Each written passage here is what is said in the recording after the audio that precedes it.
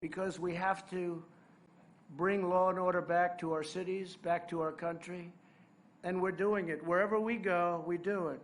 But we have the radical left running it, no good. Rioters have rampaged through Manhattan and looted Fifth Avenue. An NYPD sergeant was left, as you know very well, in critical condition after being run down with a car. A Molotov cocktail was thrown into a police vehicle in Brooklyn. And NYPD's highest-ranking uniformed chief and other officers were beaten in broad daylight on the Brooklyn Bridge, and they're not allowed to fight back. You're not allowed to fight back. You fight back, you lose your pension. You lose your life. They put you in jail, you fight back. No, you got to be able to fight back. I mean, to be one of the saddest, I don't want to embarrass anybody, but one of the saddest things, Rudy, that I've ever seen, Pat, was when they were dumping water on the heads of two of your fellow officers. And I wish they fought back. I promised nothing would happen to them.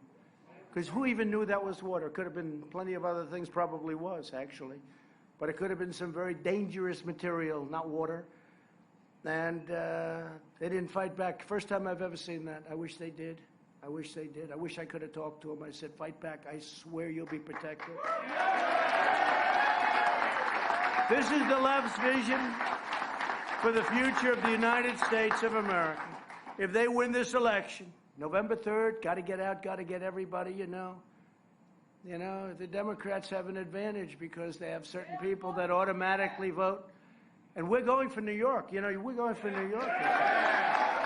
Because we did well last time. You know, New York is not supposed to be Republican territory. It was Ronald Reagan, but a lot of the people left. A lot of the people that voted for Ronald Reagan left. That was the last time. And they voted for Ronald Reagan, but they left. They went on to other places. They got tired of being abused and high taxes and all of the other problems. And we're going to go and run. And we're going to run on law and order. And we're going to run on lower taxes. And we're going to run on doing something with SALT. You know what SALT is? Yeah. Remember Schumer? Schumer said, I try and bring home things to my people in New York. You know what he brought home? SALT. You know, for those of you that don't know, look it up. It's not good. But if they win this election, every city in America will be under siege. You know that. Because the police are good in Seattle, and they're good in all of these different places I talked about. They're not being let do their job. Can't do their job.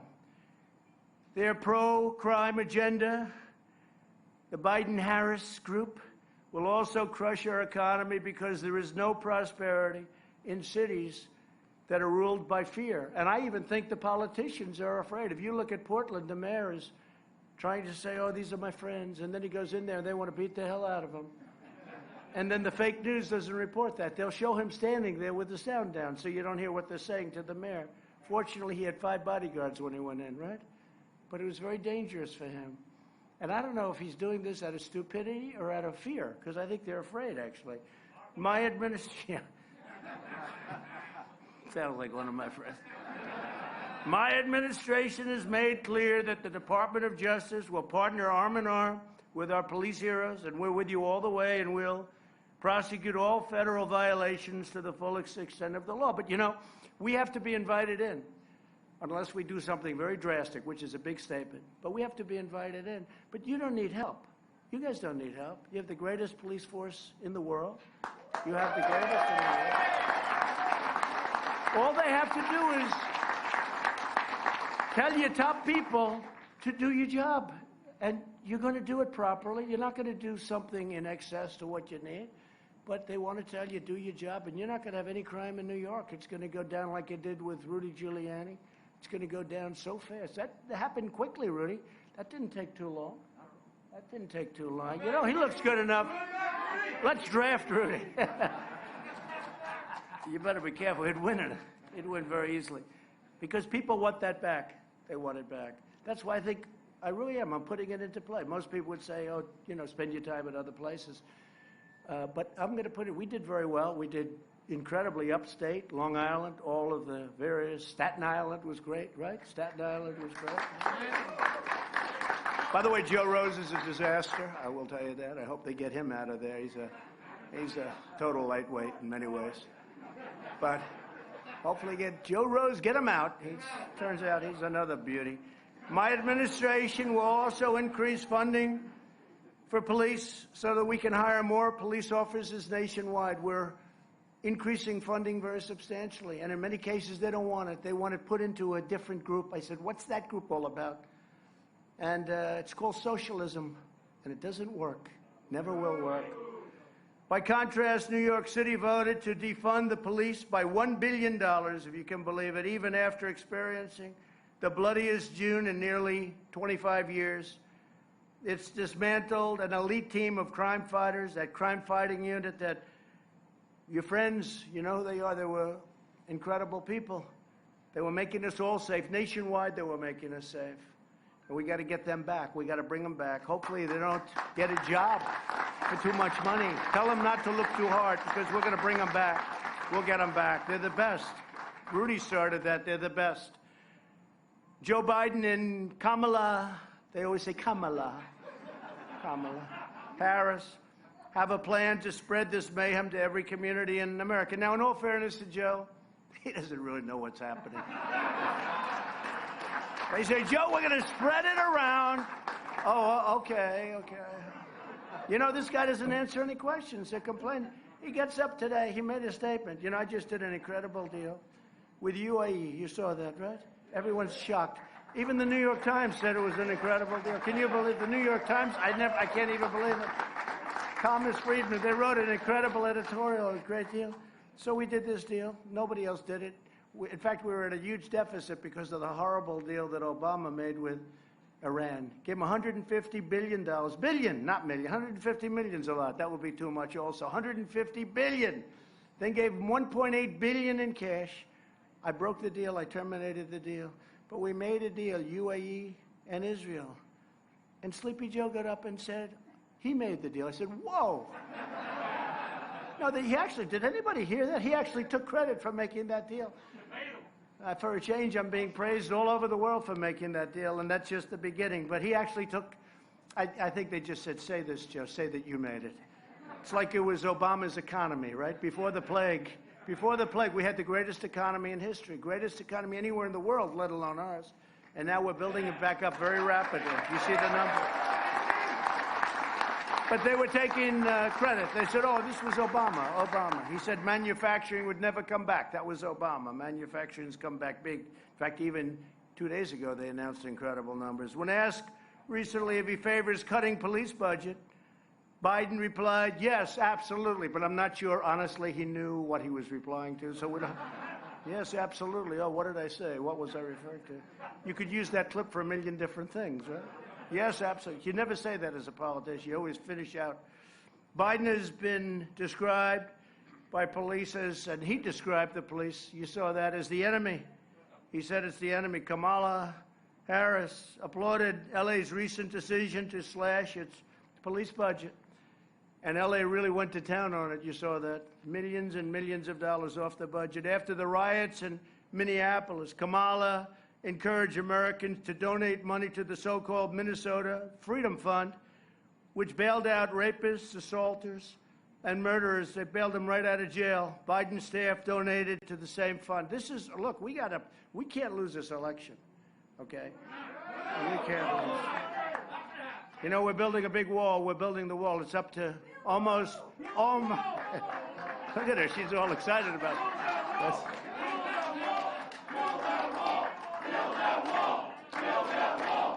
Well, we're building it. It's up to 280 miles. We'll be up.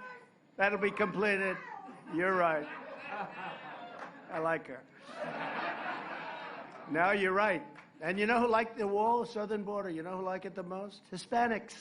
Because they know the area. They know what comes in, and they want to be safe. They want to keep their good jobs. They want to keep their beautiful houses. They've done well, but they know the area the best. We're doing great with the Hispanics. As San Francisco District Attorney, she chose not to seek the death penalty against a gang member who killed a San Francisco police officer, going against the wishes of the officer's wife, going against the wishes of the police. In his Unity Manifesto, written with socialist Bernie Sanders, is another beauty, Bernie. Crazy Bernie. We got names for all of them, no? What's better, Sleepy Joe or Slow Joe? Tell me. What is it? I go back and forth. I go back and forth. Okay, let's do it. Who likes Slow Joe? Who likes Sleepy Joe? That's what I thought. I got all these guys telling me, oh, you ought to do, we don't like Sleepy because it's rude. They said it's rude. I said, you know, we're talking about the President of the United States. I can tell you one thing. Putin and Kim Jong-un and President Xi of China, they're not sleepy. We don't have to say, we're never going to say sleepy or slow. And we can't have slow, sleepy people dealing with them either. Because we were doing very well against all of them. All of them. And we have a good relationship now. Remember North Korea? We were going to go to war with North Korea. Obama would have been in a war. Millions of people could have been killed in that war. Where's the war? Everybody said Trump will be in war in the first week. Where's the war? In fact, we're bringing people out of the endless wars. You know, the wars where they're doing your job. They're policemen, and that's great. But they want to fight. They want to win. We didn't let people win. Bring them back. We shouldn't have been there in the first place. So we bring them back. And what we're doing is bringing them back with great dignity. It's incredible what's happened. We've totally rebuilt our armed forces, $2.5 trillion. We've given you hundreds of millions of dollars worth of equipment. Pat, you know that.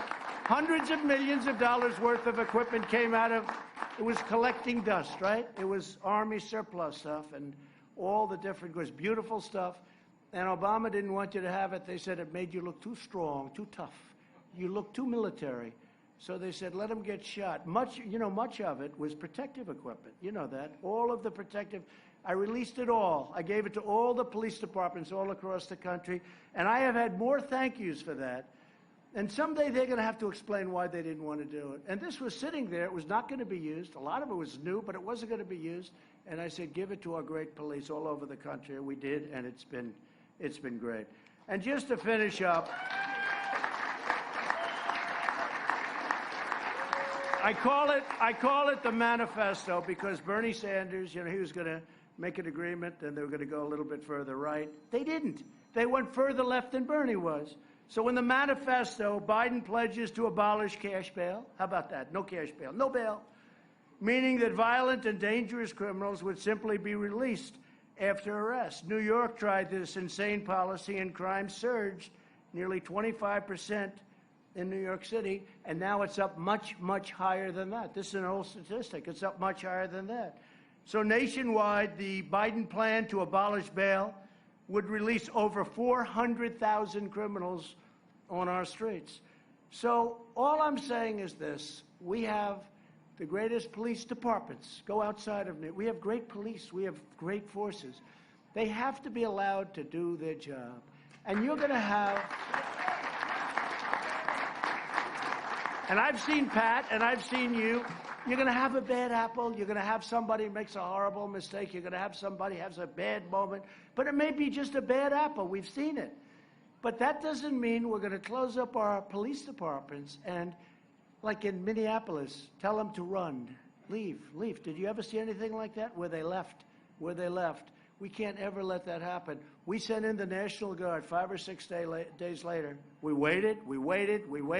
Within 1 hour, the whole thing was, you never heard of anything. On the monuments and statues, you saw that? They were trying to rip them down. They ripped some down. I immediately signed an order that if you get caught ripping down a monument or a statue, you get 10 years in jail. 10 years, not... And I don't know about you, I haven't seen too many statues being ripped down lately. They were going to have a march on Washington. They wanted to rip down statues. I said, so wait a minute, you're going to rip down statues, you're going to go to jail for 10 years. I signed it publicly, very public. You got to let them know, otherwise it's not fair. You know, they get 10 years, they didn't know about it, right? Wise guys. So we let them know you get 10 years in jail. And this is not, you know, I took an old law because they don't do those laws today. Today, get that through the House. Tell Nancy Pelosi, we're going to give somebody 10 years. She's terrible. Look at what's happened to San Francisco. Look at the tents. Look at the homeless. She ought to go home and clean up her own city. But take a look. But it's 10 years in jail. They were going to have a big march on Washington. They were going to come down and knock down. They had him earmarked. And as soon as they announced that, nobody showed up. It was amazing. Big march, nobody showed up. They said, no, we're going to do it the following. That was a Thursday night. We're going to do it the next night, Friday. Nobody showed up except 4 people. They all got arrested because they were the 4 people that the media had on top of the statue of Andrew Jackson doing damage. Almost got it down. And I'll say something. The Washington, the D.C. police were great because they had the ropes. You saw the ropes. They were ready to pull it down. They were all set. And our guys said, stop it. And those guys ran in, and that thing was over. Those Washington, those D.C. police did a job. That wasn't like, you know, they did a job. So we're going to give you back your stature. We're going to give you back your status. I hate to say it, but it's been taken away. We're going to give you back the right to be New York's finest, the finest of all time, the greatest of all time. And we're going to win on November 3rd. And the people that didn't love Trump, never Trumpers, I mean, a lot of them are saying, you know, I'm starting to like Trump a lot because they see what's happening. And we're going to give New York a real shot, and I think we have one hell of a shot at doing it. I just said this morning, the New York Post, which has been great, the New York Post had a cover story about that. They came and interviewed me at the Oval Office, and they talked about law and order in the city. And I said, you know, I did very well, Republican-wise. I did very well. We did great. And I really believe that that solid core of people has to be real. I mean, first of all, they're leaving. A lot of them are leaving. But they have to be disgusted with what's going on. So I said then and there, and I said it today. I put it out today strongly. We're going to go and give New York a real shot. I think we have a real chance of winning New York. But we're going to give you so much of what you're looking for. Because I know exactly, it's so easy. You need leadership, you need money, you can't defund, it has to go the other way. You need equipment. But what you need more than anything else is your dignity and respect. You need respect, you need your dignity back. And this guy has taken your dignity away and your respect away. And I am telling you, on November 3rd, you're going to be getting it back like you haven't gotten it back before, because this is really a referendum. So I want to thank you very much. And Pat, thank you very much. Fellas, thank you. Thank you, guys. Thank you. Thank you very much. USA! USA! USA! USA! Mr. President, today it's an honor for me to stand at this podium and be the voice for 24,000 New York City police officers, proud police officers that are here today chanting USA, chanting Trump for president, and they mean it each and every time they say it. Mr. President, it's obvious where you hold the NYPD in your heart. We heard the news this morning that you got some family news that your brother had fallen ill. And naturally we thought, well, we may have to postpone this. The president may not be able to come. And then our phones rang, and we were told that the president will visit his brother, and then he will visit with you. That's where he puts you. New York City police officers and family. That's the type of president we have.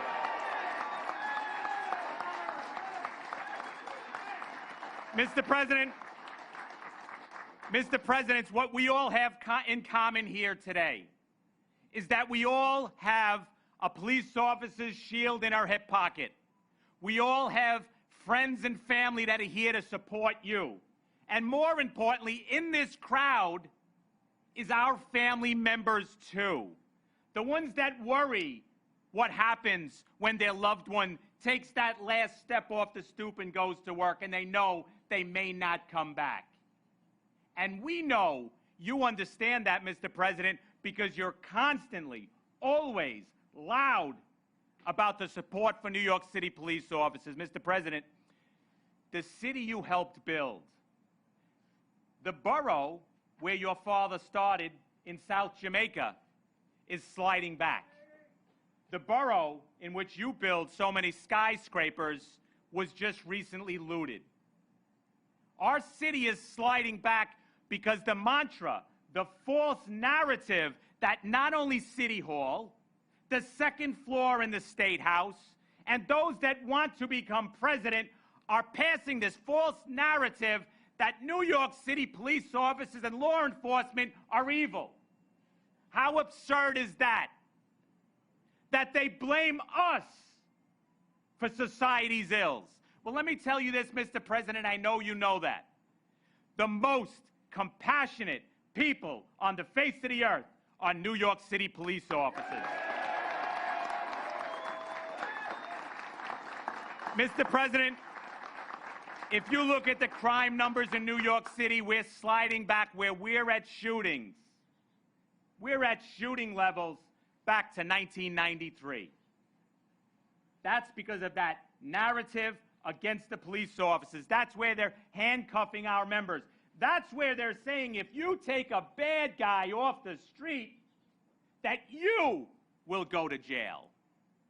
Now, that's the upside-down world. So what we can't do is let that attitude spread beyond the city, beyond the State House, and go to the White House, Mr. President. So we're here today for a reason that you understand, to support not only New York City police officers, but law enforcement across this country. And this is not new for you, Mr. President. You do it always. See, the sign of a leader is someone that'll stand at a podium like this and speak the truth and will say what needs to be said and not be afraid to do it. Well, we're seeing leaders in our state that are following the crowd, Mr. Mayor. Mr. President, what they're doing is not only following marches, they're following rioters. They're trying to catch up and do whatever they can to make sure they're happy. I oftentimes wake up and say, who are they listening to? They're not listening to the folks in the neighborhoods that we patrol. They're not listening to the folks that say, we want police on our streets and we want to respect them. So today, Mr. President, there's two things that we'd like to do. We'd like to present you with a statue that means so much to New York City police officers. This statue, we do not hand out lightly. This statue is very special to New York City police officers for what it represents. This is a police officer standing tall and proud with his hand on the shoulder of a child. Now, that child represents not only a little boy, not only a little girl, but a crime victim, someone that needs our help, someone that was victimized.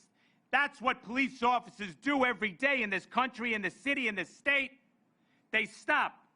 They put their hands. They give them comforting words, the compassionate words that helps everyone.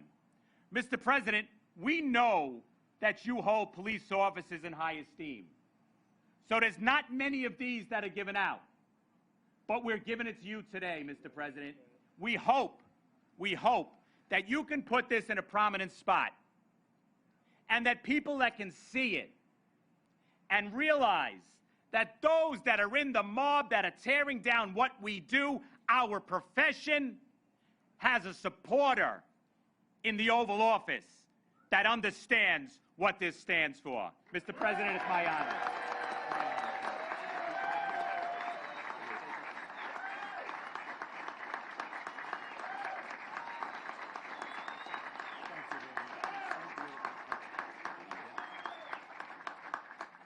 How does the Oval Office for that sound? Okay,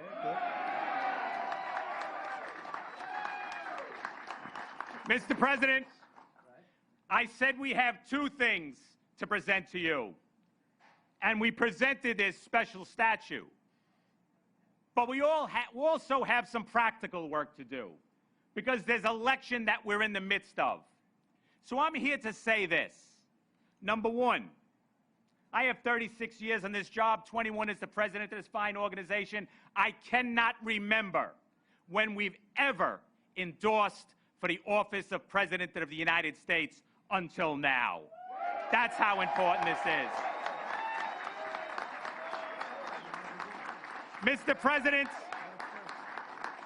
President, we're fighting for our lives out there. We don't want this to spread to the rest of the country. We need your strong voice across the country to say we have the support of law enforcement across this country.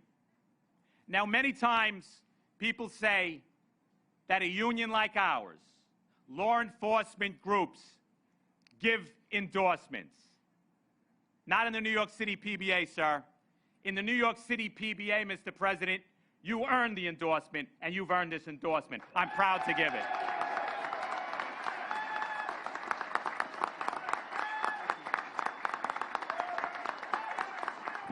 Wow.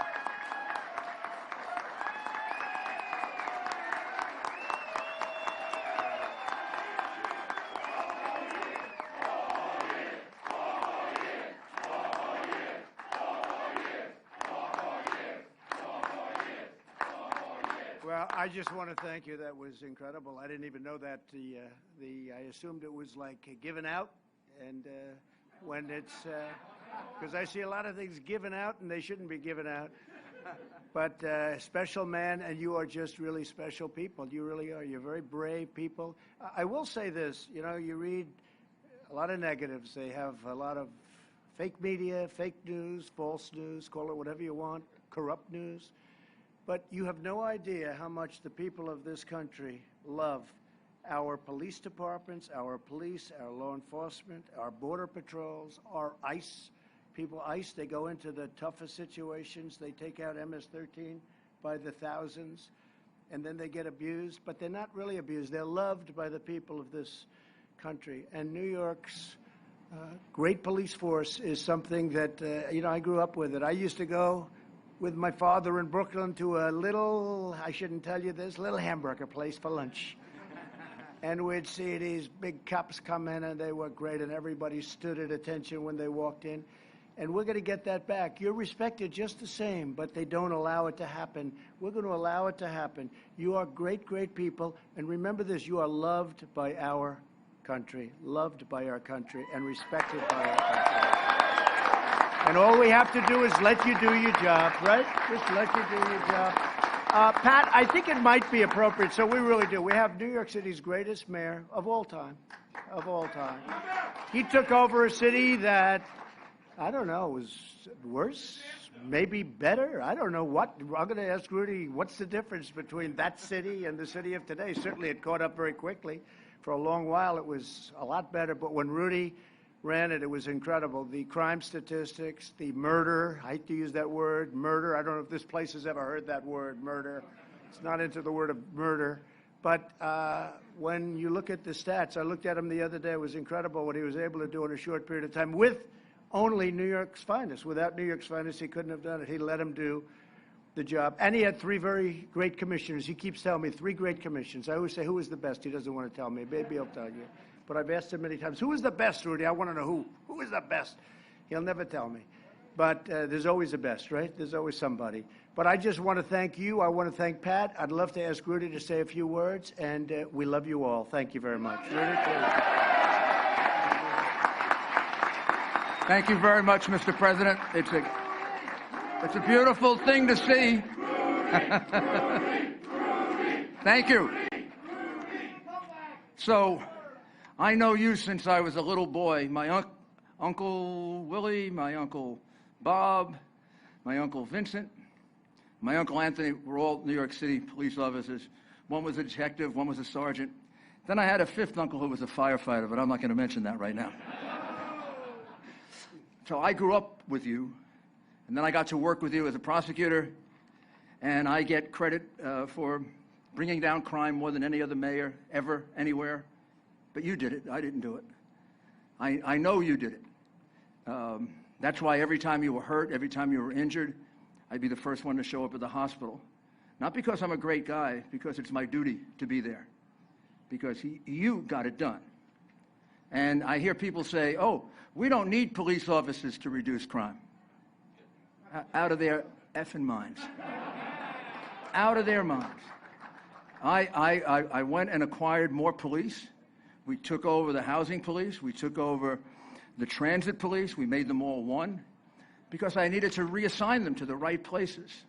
We took police officers out of white neighborhoods that voted for me, who were really angry at me for doing it, and we put it into black neighborhoods where Al Sharpton would complain about us, but the people loved it and would ask me for more. People in Harlem asked me for more, Bedford-Stuyvesant, Fort Greene, all the places you know so well. You go to the people, and the president is right, and Pat is right. They want you. They respect you. I have people of all races, black, white, Hispanic, come up to me now in the streets and tell me, please, please, tell someone, we need more police. We love the police. Let them know it. Don't listen to these people on television. We love them, particularly come from the black community, particularly. So they know who you are. It's just a bunch of, they've become really radicals who want to overthrow our way of life. That's what they're about. And you're part of it. You're in the way. You're in the way of their being able to create a socialist government, to create a government where, well, it's going to be created because they get people to hate America. That's why they burn statues. That's why they burn flags. That's why they kneel during the national anthem. That's why they say, of course we don't kneel. What do we do during the national anthem? We stand up, right? And what do we do? That's what we teach our children. It's all being done for a purpose, though. It's all being done for a purpose. They want us to believe that our country was founded by an evil man, that our first president was an evil man, that the author of our liberty was an evil man, that the emancipator was an evil man, that the general who won the Civil War was an evil man, because they want to convince enough people we're a hateful country. And they teach that in our schools now. 1,000 schools have a curriculum which says that America has never been able to overcome the horrible sin of slavery and that all Americans are responsible for it. Can you believe that? We're teaching that to our children. They're being force-fed that in school. And then they get it from the media. So it has to be you. The best representatives of the Constitution, the law, fairness, decency, protection of people have always been police officers. Because you do something that all the people who criticize you don't do. You put your lives on the line every day to protect me and my family. I don't do that, and that's why I honor you. You made the right choice in this president. I was with him. When he ran in 2016, I was with him for 4 straight months. He would campaign until 11 o'clock, 12 o'clock, 1 o'clock, 2 o'clock, 3 o'clock, 4 o'clock. All the kids would be asleep on the plane. He would be awake. No matter how late it was, when we'd get to the airport, everybody was exhausted. There'd be about 30 cops that were there, maybe the guys on the motorcycles or a couple of guys guarding the plane. Everybody wanted to rush on the plane, and every other candidate I ever saw rushed on the plane. He never once rushed on the plane. No matter how far he had to walk, he went up to the uniform, and he shook hands with every single one of them. He did it because it's for real. He's not a politician. He's actually a real person.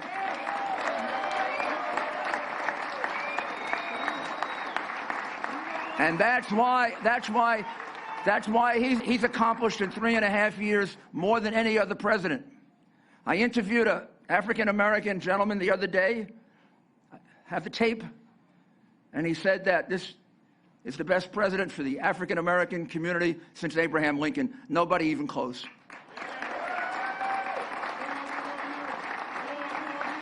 And he's the best president for police officers. And he just accomplished what nobody else was able to accomplish in the Middle East. Nobody has been able to bring a Gulf Arab state to say they're going to recognize the state of Israel. No one has done that. Obama made it almost impossible to do it because he had an animosity toward Israel that was sick. He's turned that all around. He's turned around the reputation of our country in the world. He made it the greatest economy we've ever had. We got a terrible setback because of China that owns Joe Biden. And I have I can prove that to you, but that's another story. They own him. They own his son. They own his family. He doesn't even have the room to negotiate with China. You're cops. You know what I'm talking about, don't you? Yeah. Like, all that money for the kid was for the kid? China's going to give away $1.5 billion to that kid who can't hold a job? I'm not going to say why. Some of you are probably detectives. You figure out, why did they give $1.5 billion to the Biden family when Joe Biden was negotiating for us, U.S.? Oh, by the way, he lost in every negotiation. But the family made $1.5 billion. I got to say any more? You got it. I feel sorry for Joe. I feel sorry that he has senility. I feel sorry for the country that he picked a horrible prosecutor. That woman is a bully. She's a bully. Here's what I mean by that. I know prosecutors like you know cops. She prosecuted little people, and she wouldn't prosecute big people. All the politicians in San Francisco, all Willie Brown's friends, they went free. But she went after 1,500 marijuana smokers. Marijuana smokers. Not people selling it, smokers. And then when she was asked if she smoked marijuana, she said, ha, ha, ha, ha, yeah. Tell me this isn't a horrible person. You put people in jail for something that you laugh about, but you put them in prison and take their liberty away because she wanted statistics, because she's a bully. She can't be that close to the, oh my God. So, thank you. I know what you guys can do, and women. I know what you can do on the street to protect us. I know what you can do politically, too. So let's get him elected. We need him right now more than he needs us. Thank you.